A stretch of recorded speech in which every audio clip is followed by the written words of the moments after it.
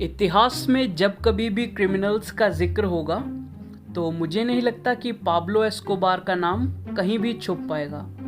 कैसे एक साधारण से किसान का बेटा दुनिया का सबसे अमीर और कुख्यात क्रिमिनल बना, दुनिया का सबसे मोस्ट वांटेड गॉडफादर बना। पूरा नाम पाब्लो एमिलियो एस्कोबार गेवियरा। जन्म 1 दिसंबर 1949 रियो नेग्रो, कोलंबिया में हुआ था। वो अपने पिता की 7 में से तीसरी संतान थी।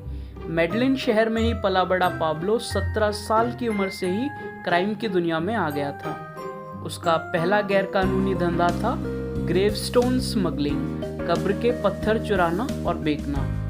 एक इंटरव्यू में पाब्लो के बेटे सेबेस्टियन ने बताया कि क्राइम की दुनिया की शुरुआत में पाब्लो हाई स्कूल डिप्लोमास भी ब्लैक करता था। 22 साल की उम्र तक पाब्लो का बस एक ही सपना था, वो बस $1 मिलियन कमाना चाहता था, लगभग 74 लाख रुपए। पर वो इस बात से बिल्कुल अनजान था कि समय ने उसके लिए कुछ बड़ा ही सोचा है।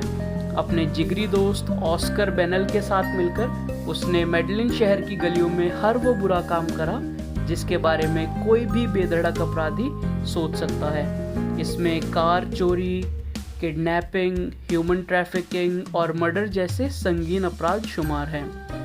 ये सब करने के बाद वो एक मशहूर ड्रग स्मगलर एल्वारो पेरितो की नज़रों में आया और यहीं से कहानी शुरू हुई एक छोटे से चोर से गॉडफादर बनने की। जैसा कि मैंने आपको बताया, 22 साल की उम्र तक बस वो ये सोचता था कि अगर वो $1 मिलियन कमा लेगा तो वो ये सारे गैरकानूनी धंधे छोड़ देगा। पर ऐसा बिल्कुल नहीं हुआ। 26 साल की उम्र में पाब्लो की नेटवर्थ, कुल संपत्ति $3 मिलियन थी। $3 मिलियन लगभग 2 करोड़ 10 लाख रुपए। उसी साल उसने मारिया विक्टोरिया हेनाउ से शादी की थी, जो कि बस 15 साल की थी। उन्हें 2 बेटे हुए, सेबेस्टियन हेरोकिन एंड उसके अकाउंटेंट रॉबर्टो एस्कोबार ने बताया, जो कि उसका कज़न भाई भी था, कि गरीब परिवार से होने के बावजूद पाब्लो के महंगे शौकों का कोई अंत नहीं था। 1975 की शुरुआत में ही पाब्लो ने अपना बिजनेस हवा से ऑपरेट करना स्टार्ट कर दिया था। अब वो नॉर्मली कार से ड्रग की डिलीवरी नहीं देता था, वो प्लेन से ड्रग की डिलीवरी देता था। वो कोलंबिया और पनामा के बीच में से माल उठाता और यूएस की कई अमीर स्टेट्स जैसे फ्लोरिडा और कैलिफोर्निया में सप्लाई देता था। साल के अंत में ही उसके पास 15 एयरक्राफ्ट, 6 हेलीकॉप्टर और एक लग्जरी प्राइवेट जेट था। 1976 के आते आते पाब्लो समझ चुका था कि अब शायद ही कोई ऐसा इंसान है जो उसका मुकाबला कर सकता है। पर यह कहानी का अंत नहीं था। उसे अपना साम्राज्य भी और बढ़ाना था, जिसके लिए उसने अपने खास लोगों के साथ एक प्लान बनाया। उसने अपने आप को 18 किलोग्राम व्हाइट पेस्ट के साथ फ्रेम करा। व्हाइट पेस्ट एक ड्रग का टाइप है जो कि कोकेन बनाने में यूज होता है। उसने जानबूझकर ऐसा करा और कोलंबियन पुलिस के आगे सरेंडर करा। उसे ला कैथेड्रल जेल में भेजा गया। ये सब करने के पीछे एक रीजन था। वो ला कैथेड्रल जेल में रह रहे हुआन मेंडेज से मिलना चाहता था। हुआन 80 साल का एक एक्स स्मगलर था जिसने पूरी जिंदगी ड्रग्स की तस्करी करी थी। उसे ब्राजील से आने वाले सारे ड्रग रूट्स पता थे। पाब्लो यही जानने के लिए जेल में गया और 3 महीने वहां रहने के बाद में पाब्लो जेल से फरार हो गया था और अब वो अंतरराष्ट्रीय स्तर पर कोकेन और कई ड्रग्स का बिजनेस ऑपरेट कर रहा था। कुछ ही सालों में वो अपने पावर और संपत्ति की चोटी पर था, पीक पर था, जहां उसके नेटवर्क डेली 15 टन कोकेन की स्मगलिंग करते थे। और उस साल उसने $26 बिलियन जिसका अनुमान इंडियन रुपीस में लगाना मुश्किल है, करीब 26,000 करोड़ डॉलर कमाए थे। 1989 में फोर्ब्स मैगजीन ने पाब्लो को दुनिया के 20 अमीर लोगों में काउंट किया था।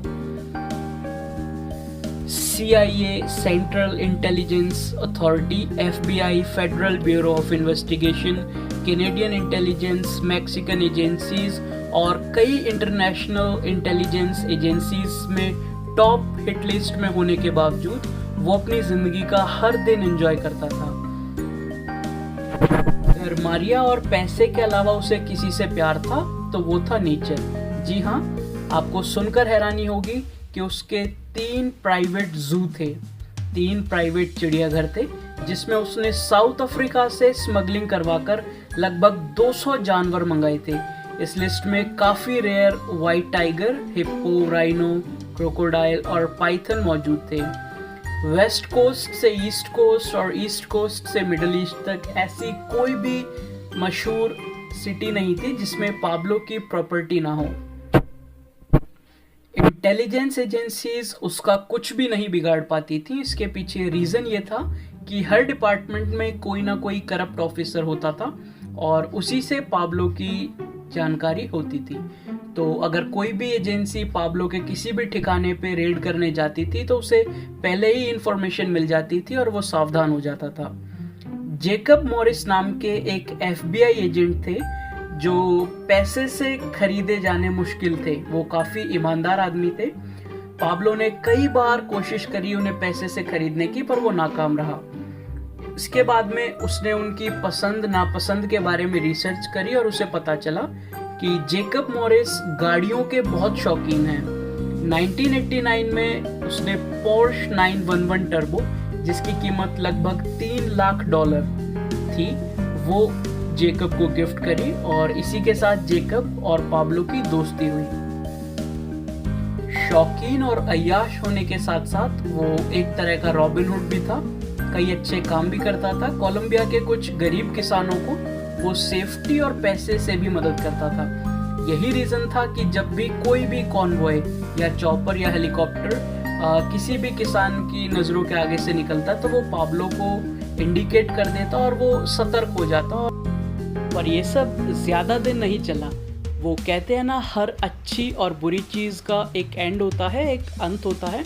तो पाब्लो की कहानी का भी अंत आने वाला था। पाब्लो को दोबारा अरेस्ट करा गया नारकोटिक्स डिपार्टमेंट द्वारा और उसे ला कैथेड्रल जेल में शिफ्ट कर दिया, जहाँ पर वो मैक्सिमम सिक्योरिटी में था।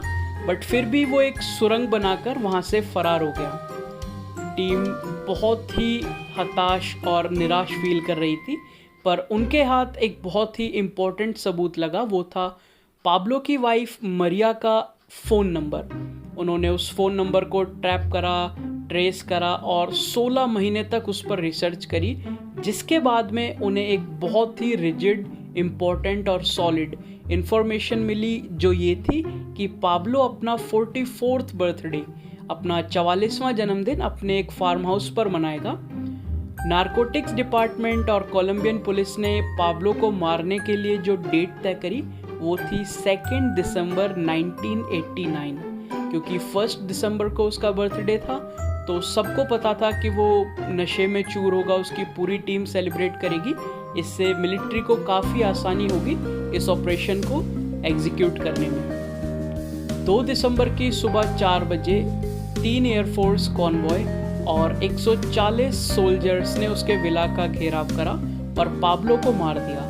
कल तक का गॉडफादर एल पाद्रो अब एक मरा हुआ नाम था, अब वो एक इतिहास बन चुका था। पाब्लो के सर पर $1 मिलियन का इनाम था, जो कि उसके मरने के बाद ब्रिगेडियर र्यूमेरो मेंडेज को गिफ्ट किया गया। पाब्लो की नेटवर्थ कोलंबियन गवर्नमेंट ने कैप्चर करी और एक सर्वे के बाद, एक काउंटिंग के बाद एक प्रेस कॉन्फ्रेंस हुआ। उसमें बताया गया कि 44 साल की उम्र में पाब्लो ने 4000 से ज़्यादा लोगों को मारा था और उसकी नेटवर्थ, उसकी कुल संपत्ति $5,900 करोड़ थी, $59 बिलियन, जो कि इतिहास में आज तक कोई भी क्रिमिनल नहीं कर पाया। तो ये थी कहानी मशहूर पाब्लो एस्कोबार की। अगर आप ज़्यादा इन्फॉर्मेशन चाहते हैं तो मैं सजेस्ट करूँगा, नेटफ्लिक्स पर एक सीरीज़ है नार्कोस, आप उस नार्कोस सीरीज़ को देख सकते हैं। अगर मेरी वीडियो आपको अच्छी लगी प्लीज़ चैनल को सब्सक्राइब करें, लाइक करें, कमेंट्स में बताएं और इसमें क्या इम्प्रूवमेंट हो सकती है, या अगर आप चाहते हैं मैं किसी और टॉपिक पर वीडियो बनाऊं प्लीज़ बताएं। अपना टाइम देने के लिए thank you so much. Safe रहें। जय हिंद, जय भारत।